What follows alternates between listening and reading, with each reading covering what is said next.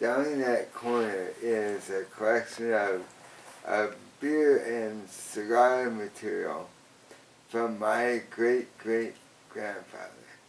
It's a Smith beer case that he acquired in Waseca, Minnesota, and it is stamped with the town of origin on the case. And then you see different displays of tobacco cases and small beer companies, and then the White Owl cigars that he used to smoke back in the day. This collection of all of this stuff, my love for sports came from my grandpa and my dad and all that.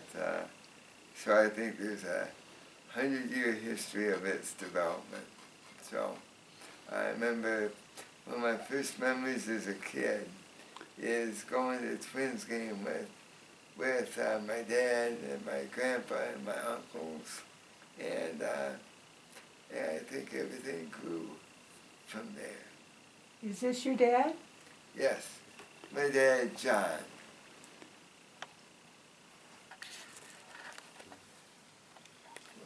Okay, well, this is like a history. Eric says a kind of a history thing, and it started with my dad.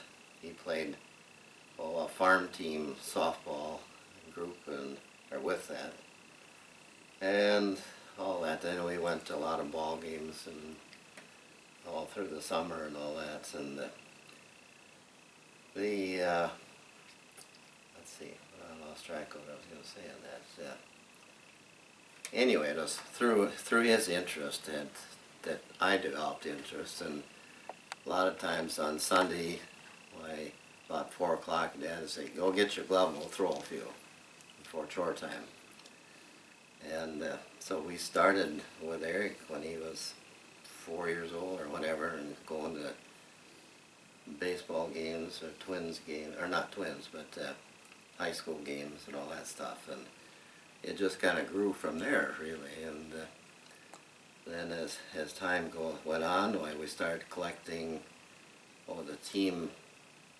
the full boxes and the full team, baseball cards. And I don't know, I think half the time I carried you on my shoulders. Yes, at that point you were that young.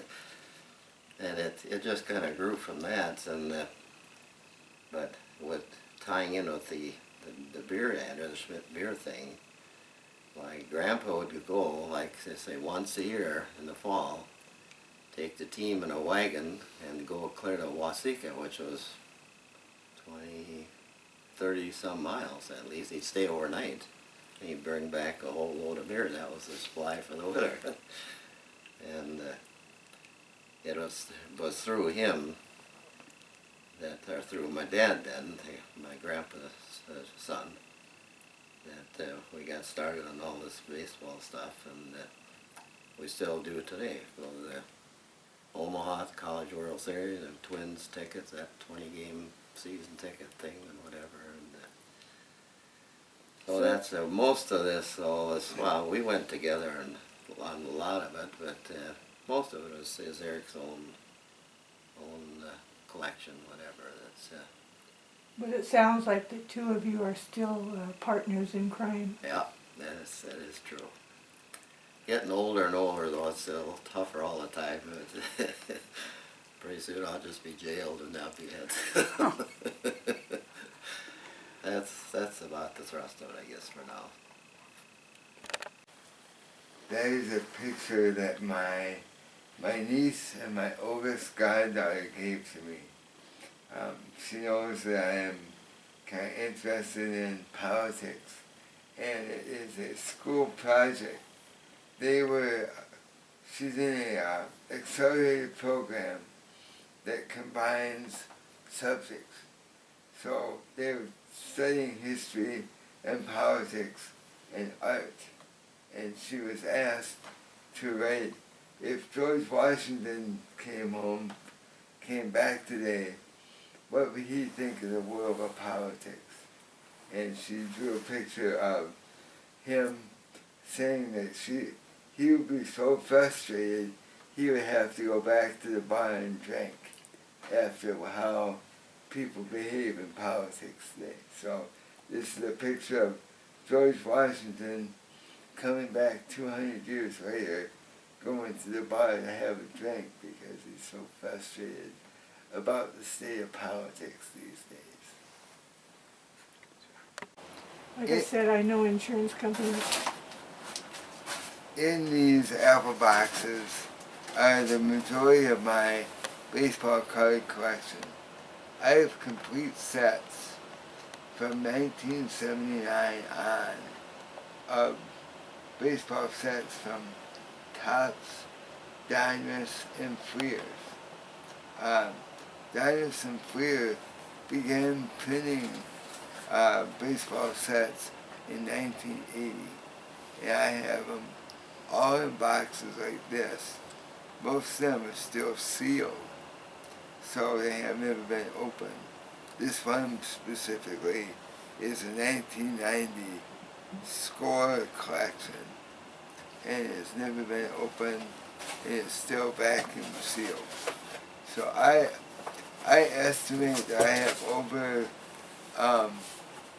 at least over 10,000, maybe closer to 20,000 cards in these boxes. This is a collection of the baseball cards from the 1987 World Series team. These cards are from the Topps collection, and it was given to me as a gift from one of my former students when I worked at Augsburg College in the late 80s.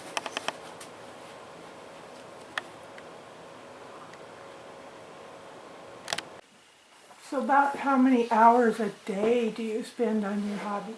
I shouldn't say hobby, it's a major collection. It's kind of a lifestyle.